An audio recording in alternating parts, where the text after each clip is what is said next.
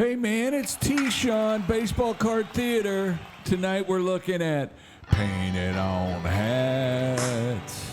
We're going to start with Mike Wallace. When he got traded from 60 Minutes to the Texas Rangers, he got a painted on hat. Ooh, that's a good one too. Here's Mudcat Grant with the weird combination of red sleeves and a black painted on hat. Okay, up next, Dave Cash. He looks mad about his painted on hat. I don't blame him. It ain't a good one. And here's one, a rookie card with two painted on hats. On the right, you have Juan Rios, and they only painted like 3/4 of his hat. They left the tail end blue, which I love. And on the left, you have Bill Butler. And he looks like those fumes have made him high from his painted on hat. Bill Butler likes to huff that paint. And here's one I've never seen. It's on the leaders card. So it's the batting leaders. You got Carl Yastrzemski from Boston, Tony Oliva from Minnesota, and Danny Cater's got a painted on hat. He was for the Casey Athletics, and they became the Oakland Athletics. But I've never seen that on a leader card, so I like that. Okay, here's a weird one. It's Tom Seaver from 76, record breaker card, and he's a badass.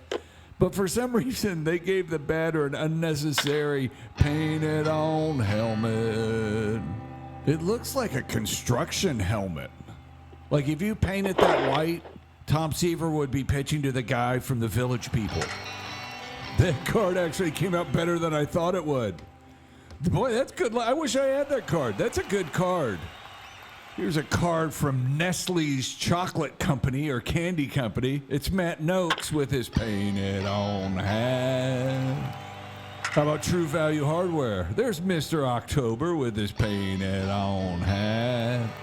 Here's the cool part. They actually use Sherman-Williams paint that you can buy at True Value Hardware to do that hat. I didn't know that. Here's some Panini cards, and they're Baseball Hall of Fame. They're called Cooperstown. It's Carl Hubble, Rick Farrell, and Roberto Alomar. Now, these guys don't have painted on hats, but the way these pictures have been cropped, they definitely don't got logo money. Yeah, you said it right, Frank. Logo money. So let me get this straight. Cooperstown, the Baseball Hall of Fame cards don't have logo money, but Purina Dog Chow does. Yeah, don't get it. Ooh, here's a cool one from 1963. Wynn Hawkins. Not wearing a hat in the big one, but in the little one, he's got a painted on hat. Look at that Mets logo. Extra big. Oh, that's a beautiful little one. Oh, and here's a fun one, 73.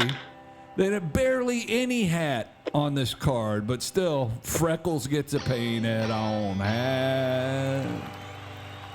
Here's a new card, Joey Wendell. Ain't painted on hat, but he got photoshopped. He certainly did. Yeah, and it's not very good. You guys should hire like graphic designers because they can do this stuff where it'll look good. Here's a 1974 Bill Melton with a painted on hat. Hey, wait a minute. I recognize that. The guy who painted this did the Tom Seaver card. That's the same artist. He can't trick me. Look at that. Horrible. Okay, that's this episode of Baseball Card Theater. I'm T-Shawn. We looked at painted on hats. Till next time.